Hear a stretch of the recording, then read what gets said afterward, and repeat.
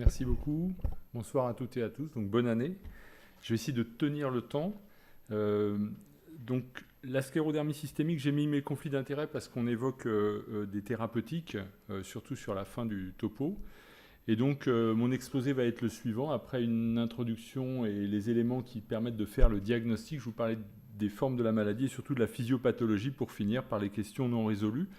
Et pour commencer, je vous présente un peintre que vous connaissez bien, Paul Klee, qui en fait a développé une sclérodermie systémique sur la fin de sa vie, qui est décédé en 1940 dans un contexte d'insuffisance respiratoire. Et voilà un des tableaux classiques de Paul Klee. C'est pas très joyeux, hein. Il y a le mot mort dans le titre, les traits sont épais, les couleurs un peu ternes. Et en fait, juste pour vous montrer, Paul Klee n'a pas peint que des tableaux tristes comme ça. Quand il avait une trentaine d'années, c'était beaucoup plus gai. Mais vous voyez qu'en fait, les deux éléments dominants, c'est que les couleurs sont les mêmes, mais l'épaisseur des traits n'est pas la même et le thème n'est pas le même. En gros, les patients sclérodermiques ont un vrai handicap. Il n'y a pas que Renoir avec la polyarthrite rhumatoïde. Et de plus, c'est des patients qui sont volontiers tristes parce que c'est une maladie qui est pas drôle à vivre. Pas drôle à vivre parce qu'il y a non seulement une atteinte vasculaire avec un phénomène de Raynaud, donc ça c'est banal dans la population générale, mais au cours de la sclérodermie, ça donne des ulcérations des doigts, et puis ça peut atteindre d'autres vaisseaux, les vaisseaux du rein ou des artères pulmonaires, mais surtout ça va donner une fibrose de la peau qui va aboutir à des rétractions en flexion avec un handicap, éventuellement un handicap aussi lié à une insuffisance respiratoire, une fibrose pulmonaire. Bruno Crestani vous parlera de la fibrose pulmonaire dans un autre contexte. Et puis, il y a eu de l'auto-immunité. Ce n'est pas une maladie auto-immune prouvée, mais des auto-anticorps qui aident le clinicien dirigé contre le noyau des cellules avec des spécificités particulières, anti-topoisomérase 1, anti-centromère, anti-ARN polymérase 3, qui nous aident à poser le diagnostic. Alors, comment fait-on le diagnostic ? Eh bien, soit la fibrose de la peau remonte au-dessus des métacarpophalangiennes, et c'est une sclérodermie systémique, soit eh bien, il y a certains critères, et je vous passe en revue des photos pour vous montrer ce que sont ces patients.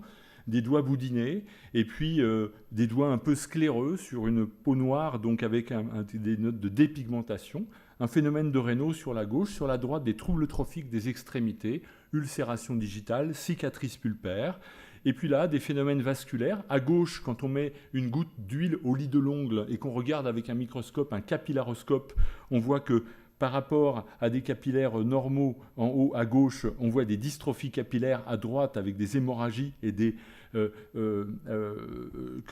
néovaisseaux en bas à droite. Et puis vous voyez ce patient qui est invalidé esthétiquement par des télangiectasies, des taches rouges qui sont très invalidantes, très affichantes en public.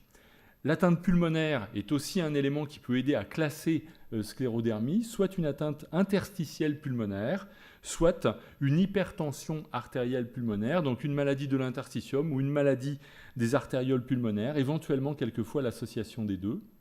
Et puis pour finir, des anticorps antinucléaires de type anticentromère ici, mais d'autres spécificités sont possibles. Donc en gros, une combinaison de ces éléments permet d'avoir 9 points et de poser classiquement un diagnostic de sclérodermie, en sachant que ces critères sont plutôt des critères de classification de population globale de patients, plutôt que des critères qui permettent de poser un diagnostic chez un patient donné.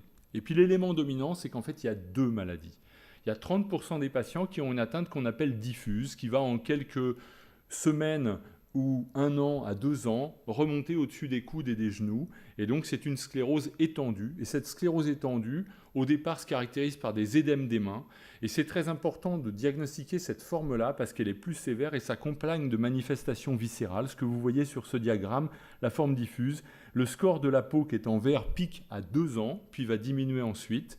Et puis les atteintes viscérales s'accumulent, l'atteinte rénale, l'atteinte musculaire, l'atteinte interstitielle pulmonaire, l'atteinte digestive basse, éventuellement l'hypertension pulmonaire. Alors que la forme limitée, en fait, c'est des gens qui ont un phénomène de Raynaud depuis longtemps, un tout petit peu de sclérose au bout des doigts, et qui vont éventuellement progresser petit à petit, mais surtout développer quelquefois des atteintes viscérales, et en particulier l'hypertension pulmonaire. Alors ça m'amène à la physiopathologie de cette maladie, avec finalement un jeu à 3 acteurs principaux. En haut, vous voyez des cellules endothéliales. Alors c'est celles qu'on a le plus de mal à cultiver dans cette maladie, mais ces cellules endothéliales sont perturbées. Elles fabriquent des formes réactives de l'oxygène, elles fabriquent un excès d'endothéline 1 qui est un vasoconstricteur, et elles ont une apoptose accrue. Et ces cellules endothéliales vont interagir avec, d'une part, les fibroblastes qui eux vont être activés, différenciés en myofibroblastes, fabriquer eux-mêmes des formes réactives de l'oxygène, du platelet derived growth factor, du TGF-bêta, du CTGF, et puis aboutir à une sécrétion en excès de matrice extracellulaire, et puis des cellules du système immunitaire qui vont d'une part être éventuellement des macrophages, d'autre part des lymphocytes et éventuellement des cellules dendritiques plasmacytoïdes. Et ces cellules du système immunitaire vont éventuellement participer à ces mécanismes. Les lymphocytes T vont fabriquer de l'interleukine 4 dans le poumon, dans la peau. Il va y avoir éventuellement un rôle de cellules dendritiques, on le reverra. Et puis, je ne montrerai pas les données parce que c'est un article soumis pour publication, mais on vient d'avoir des données expérimentales qui montrent que le lymphocyte B ne fait pas que se différencier en plasmocytes et fabriquer des anticorps, mais le surnageant de Bétrier est capable, en stimulant les fibroblastes, de les faire proliférer et de favoriser la synthèse de matrices extracellulaires, principalement par la présence d'interleukine 6 de TGF-bêta. Donc, il y a un rôle des cellules de l'immunité spécifique. Alors, il y a eu énormément de travaux faits sur la génétique. Et cette génétique, en fait, elle est représentée sur la droite ici, dans cette diapo. Les facteurs environnementaux étant représentés à gauche. Et l'idée, c'est qu'il y a des facteurs, comme dans toutes les maladies dites auto-immunes, génétiques et environnementaux à évaluer. En fait, ces facteurs génétiques, aucun gène n'est clairement muté dans cette maladie. Et il y a un certain nombre de polymorphismes, mais les tours du génome n'ont pas permis de faire, je dirais, de découvertes importantes, pas par exemple comme dans les vascularites associées aux ANCA ou d'autres pathologies. En tout cas, ce qu'on sait, c'est qu'un certain nombre de gènes sont des gènes associés à des manifestations auto-immunes. Et je vais citer par exemple STAT4, PTPN22 qui est associé à des anomalies des cellules régulatrices, et surtout éventuellement IRF5, associé en fait à une signature interféron que vous connaissez dans le lupus, dans le syndrome de Sjögren, dans d'autres pathologies auto-immunes avec une activation B. Alors, en tant que chercheur, vous êtes très intéressé par les modèles expérimentaux. Il y en a un certain nombre dans la sclérodermie. Ce que j'ai essayé, c'est de représenter les 4 versants de la pathologie humaine. La vasculopathie, la maladie vasculaire, la fibrose, l'inflammation et les auto-anticorps. Alors vous voyez que si on essaye toujours de trouver le modèle qui colle le mieux. Si on essaye de cocher les 4 cases, eh bien dans des modèles qui sont des modèles dits génétiques, spontanés, eh bien le modèle intéressant, c'est UCD200. En fait, c'est un modèle chez le poulet qui fait une nécrose de la crête, des ergots, qui a en fait, lui, toutes les anomalies. Et bien sûr, des problèmes d'animalerie, c'est pas si simple. Sinon, dans les modèles qui sont classiquement utilisés, au début, la souris TSK1, TSK2, TSK1, duplication spontanée du gène de la fibrilline 1, et donc un modèle qui finalement s'accompagne surtout de fibrose et d'auto-anticorps. Et puis il y a des modèles qui sont des modèles acquis, et parmi ces modèles, le plus utilisé est le modèle de bléomycine, injection de bléomycine qui amène à un phénomène fibrosant. L'élément important, c'est que dans ce modèle, il n'y a pas d'atteinte vasculaire, alors qu'on pense que l'atteinte vasculaire est initiale, primordiale, phénomène d'ischémie-reperfusion, stimulant les fibroblastes à produire du collagène. Et puis, il y a d'autres modèles qui sont induits, et je mentionnerai peut-être le modèle induit par les radicaux libres. Par exemple, Frédéric Batteux à Cochin a oxydé la topoisomérase 1, injectée à des souris, et peut induire comme ça une sclérodermie systémique qui a une forme finalement assez diffuse, assez proche finalement de la maladie humaine diffuse. Et donc, aujourd'hui, le message, c'est qu'on n'a pas de très bons modèles de sclérodermie, ou en tout cas pas suffisamment aujourd'hui validés pour tester de façon tout à fait satisfaisante les thérapeutiques. Alors, la physiopathologie de l'atteinte vasculaire met en jeu tant dans l'hypertension pulmonaire que dans la crise rénale sclérodermique, dans les 2 atteintes vasculaires sévères, l'endothéline 1, ce sont des immunomarquages vasculaires sur donc des vaisseaux artériolaires pulmonaires ou des capillaires ou des artérioles rénales. Et en fait, ça nous amène à espérer pouvoir un jour utiliser les mêmes thérapeutiques que dans l'hypertension artérielle pulmonaire, qui est une autre maladie, avec d'autres spécialistes, mais cette hypertension artérielle pulmonaire qui existe en complication d'un certain nombre de maladies existe dans une forme idiopathique, existe aussi compliquant la sclérodermie systémique. Et dans cette hypertension pulmonaire, il y a un certain nombre de drogues qui peuvent bloquer la voie des prostacyclines, la voie des du NO, la voie de l'endothéline. Et puis par contre, il n'y a aujourd'hui pas de, je dirais, de très bonne drogue qui ait pu bloquer la voie du PDGF, et tout ce qui a été fait avec l'imatinib, inhibiteur de tyrosine kinase, a été malheureusement décevant. Donc notre espoir dans la sclérodermie, c'est de pouvoir utiliser des drogues, elles sont listées ici, je ne vais pas les détailler, mais qui sont actives dans l'hypertension pulmonaire pour traiter les atteintes vasculaires de la sclérodermie. Et clairement, en dehors de l'hypertension pulmonaire qui peut bénéficier jusqu'à une trithérapie, les atteintes digitales de la sclérodermie bénéficient d'un inhibiteur des récepteurs de l'endothéline, le bosantan, qui prévient les récidives d'ulcères digitaux. Et il semble que le sildenafil, le Viagra, qui est connu comme Revatio et qui est actif dans l'hypertension pulmonaire, ait aussi une activité sur les vaisseaux périphériques. Je suis inquiet, je vois que c'est écoulé déjà 20 minutes. C'est possible ça? C'est un peu bizarre. Donc en pratique, la production de radicaux libres est quelque chose de très très important, et si en fait vous arrosez des cultures cellulaires, de cellules endothéliales, de fibroblastes, de cellules HEP2 avec des sérums de patients, eh bien vous voyez qu'il y a une production d'H2O2 dans le surnageant, qui n'est pas ce qu'on observe avec les témoins qui sont à chaque fois représentés sur la droite des patients qui sont en dot plein. Et en fait, cette diapo vous montre qu'on peut, en fonction du type de radicaux libres produits, H2O2 en haut, NO au milieu, et puis prolifération fibroblastique à droite, bloquer ces phénomènes physiopathologiques avec un certain nombre de drogues, des antioxydants à la partie supérieure qui bloquent la production d'H2O2, du bosantan à la partie moyenne qui bloque la production de NO, et puis des cytotoxiques qui bloquent la prolifération des fibroblastes. Donc on est dans un système, on ne connaît pas le trigger, il y a un phénomène d'apoptose endothéliale, de remodelage vasculaire avec une activation musculaire lisse vasculaire endothéliale, de la fibrose collagène de la paroi, avec des facteurs aggravants qui sont la production de radicaux libres favorisés par des cytokines, des facteurs de croissance et des auto-anticorps, aboutissant en une dizaine d'années à un vaisseau rétréci, figé, qui ne laisse plus passer le sang et qui est à l'origine de symptômes importants. Alors, il y a des auto-anticorps dans cette maladie. Personne n'a pu prouver leur rôle pathogène définitif, le transmettre d'un individu à l'autre. Ce qui est clair, c'est qu'il y a un mimétisme moléculaire dans certains modèles montrés avec des antigènes de cytomégalovirus qui ressemblent à la topoisomérase 1, un des antigènes cibles. Il y a une activation B polyclonale. Les auto-antigènes sont fragmentés dans le contexte de l'ischémie-reperfusion, avec des néo-antigènes qui apparaissent. Et puis, les antigènes sont eux-mêmes oxydés par le phénomène d'ischémie-reperfusion et la production de formes réactives de l'oxygène. Et on est dans un contexte où il y a favorisation d'une réponse immune secondaire, anticorps médiés. Et par exemple, parmi les anticorps, on a travaillé au laboratoire en collaboration avec Marc Imbert sur les anticorps anticellules endothéliales, antifibroblastes, anticellules musculaires lisses vasculaires. Et par exemple, on a trouvé dans l'hypertension pulmonaire et dans la sclérodermie des anticorps dirigés contre le cytoplasme des cellules musculaires lisses vasculaires. On a identifié leur cible, mais surtout, on a pu montrer en fait que les IgG purifiés des patients atteints de sclérodermie ou d'hypertension pulmonaire mises sur une matrice de collagène avec des cellules musculaires lisses vasculaires coulées dedans, majoraient la contractilité de ces cellules musculaires lisses vasculaires.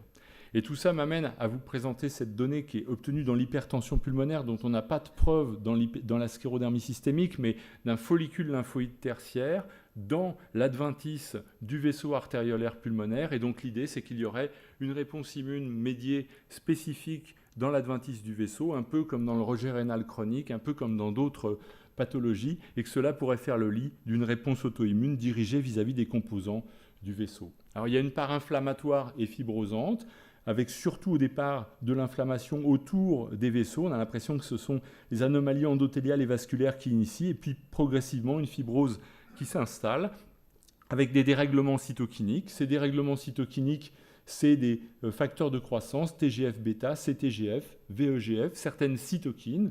Ces cytokines, c'est l'interleukine 4, l'interleukine 6, l'interleukine 13, des chémokines avec MCP1, et puis d'autres cytokines, mais le TNF n'est vraiment pas la cytokine de choix. Et donc cette activation du fibroblaste se fait via TGF-bêta, qui semble être une cytokine clé, et un certain nombre de stratégies ont été envisagées pour bloquer l'activation via le TGF-bêta, Alors, dans les premières manips qui ont été effectuées, eh bien, les anti-TGF-bêta qui ont été utilisés en clinique n'ont pas permis d'obtenir une efficacité, mais c'était des essais de phase 1. Et puis, les inhibiteurs de tyrosine kinase qui ont été testés, l'imatinib, le dasatinib, n'ont pas eu d'efficacité. En clinique, la tolérance était mauvaise et surtout, malheureusement, il y a eu des hypertensions pulmonaires induites par le dasatinib chez les malades qui avaient des syndromes myéloprolifératifs. Donc, on a l'impression, en tout cas, que les inhibiteurs de tyrosine kinase au sens large ne sont pas la stratégie thérapeutique de choix aujourd'hui dans cette pathologie. Et dans un papier récemment publié dans le Journal of Clinical Investigation, nos collègues de Boston ont traité quelques patients, 7 patients, par frésolizumab, un anticorps anti-TGF-bêta, et ont permis d'améliorer en fait le score cutané avec donc des infusions répétées de cet anticorps monoclonal. Et parallèlement à une limitation des lésions de fibrose, ils ont obtenu en effet une diminution d'un certain nombre de marqueurs d'activation fibroblastique et de diminution de la production de collagène sur des biopsies cutanées répétées. Et puis, une perspective, il y a toujours des grandes, je dirais, discussions dans la sclérodermie, et malheureusement, faire un New England n'est pas forcément une bonne chose. Il y a eu un certain nombre de publications dans le New England qui ont été ensuite invalidées, malheureusement. Donc, il y avait d'abord la théorie du microchimérisme qui, malheureusement, n'a pas été confirmée. Il y a eu après, donc le microchimérisme, c'est des lymphocytes du fœtus qui viennent chez la mère par un trafic et qui vont persister dans les lésions, en fait, dans la peau, générer des lésions avec l'idée que eh bien, c'est une maladie en fait, de greffe de cellules fétales chez l'adulte. En fait, ça a été invalidé. Après, des collègues ont montré qu'il y avait des anticorps anti-PDGF récepteurs qui pouvaient être pathogènes, mais malheureusement, 2 papiers ont invalidé cette théorie. Et là, notre collègue néerlandais Tim Radsteek a étudié le surnageant de cellules dendritiques plasmacytoïdes et par spectrométrie de masse a identifié CXCL4 comme une protéine majeure dans ces surnageants. Il a trouvé en fait que c'était les formes diffuses précoces qui étaient surtout les formes les plus productives en termes de CXCL4 et a pu, pour faire une longue histoire courte, montrer que eh bien, CXCL4 en termes de fibrose pulmonaire, en termes d'hypertension pulmonaire, en termes de diffusion de l'atteinte cutanée était un élément de mauvais pronostic qui n'était retrouvé dans les surnageants de culture ou dans le sérum d'aucun des patients ayant des maladies de diagnostic différentiel. Et en injectant à des souris CXCL4, en fait, il arrivait à reproduire un phénotype scléreux chez ces souris. Donc finalement, l'atteinte inflammatoire, comment peut-on la cibler? On peut la cibler par des immunosuppresseurs. J'ai pris l'exemple de l'atteinte articulaire. La colchicine, qui est un anti-inflammatoire vieux comme le monde et qui n'a pas de preuve d'efficacité, mais qui peut permettre d'obtenir quelque chose. Un tout petit peu de corticoïdes, pas trop, parce que ça favorise les crises rénales. Sur les atteintes articulaires ou musculaires, le méthotrexate, qui est l'immunosuppresseur de choix dans la polyarthrite rhumatoïde et qui a une certaine efficacité. Je ne parle pas ici du mycophénolate mofétyle ou de l'endoxan, qui sont les immunosuppresseurs qu'on utilise plus dans les formes diffuses, dans les fibroses pulmonaires évolutives. Et puis, je vous parle là de perspectives thérapeutiques, mais certains biologiques, ciblant le lymphocyte B, ont fait l'objet actuellement d'essais, mais pour l'instant sans démonstration d'efficacité. Rituximab, qui pourrait avoir un certain effet, surtout tocilizumab, qui joue sur le récepteur de l'IL-6. Il y a un certain nombre de données pour penser que, notamment dans certaines atteintes pulmonaires, il y ait une augmentation des récepteurs de l'interleukine 6, l'abatacept éventuellement. Et puis, je passe sur les autres mesures thérapeutiques. Pour en arriver, j'espère que je n'ai pas été trop long, aux questions non résolues, en fait, je dois dire qu'il y en a énormément. Je pourrais faire 10 diapos sur les questions non résolues, puisqu'aujourd'hui, il faut dire les choses, c'est la maladie, parmi le groupe des connectivites et des vascularites, de ces maladies qui sont des maladies rares et qui sont des maladies invalidantes, c'est la maladie qu'on a le plus de mal à prendre en charge. On ne sait toujours pas, comme pour beaucoup de maladies auto-immunes, pourquoi beaucoup plus les femmes, c'est 3 à 8 femmes pour un homme. Pourquoi, finalement, quel est le rôle de facteurs environnementaux? La silice, avec les mineurs de fond, est quelque chose qui a été important au départ. Aujourd'hui, c'est moins important puisqu'il y a des précautions importantes qui sont prises chez les personnes exposées. Il y a les solvants qui joueraient probablement un rôle, mais finalement, il y a des facteurs environnementaux à identifier. La génétique ayant été décevante, l'épigénétique est probablement quelque chose à fouiller. Il y a un certain nombre de travaux qui sortent. Identifier un modèle expérimental idéale qui serait proche de la maladie humaine, éventuellement une forme diffuse, éventuellement une forme limitée. Les mécanismes qui aboutissent à l'hyperréactivité vasculaire, par exemple dans l'hypertension artérielle pulmonaire, il y a des mutations dans les formes familiales, idiopathiques, il n'y en a pas du tout dans les formes associées à la sclérodermie. Pourquoi ces malades produisent des quantités importantes de formes réactives de l'oxygène à l'échelle endothéliale ou fibroblastique? Pourquoi cette augmentation de production de matrices extracellulaires? Pourquoi tous les essais qui ont été menés avec des traitements antifibrosants prospectifs randomisés contre placebo ont été des échecs? Aucun n'a été un succès. Pourquoi? Et enfin, finalement, c'est identifier probablement des nouvelles cibles pour mettre au point des nouveaux traitements. Et je crois que je vais m'arrêter là-dessus et vous dire, voilà, il y a du boulot, il y a de quoi éventuellement mettre en place, bien sûr, des collaborations. Je vous remercie pour votre attention.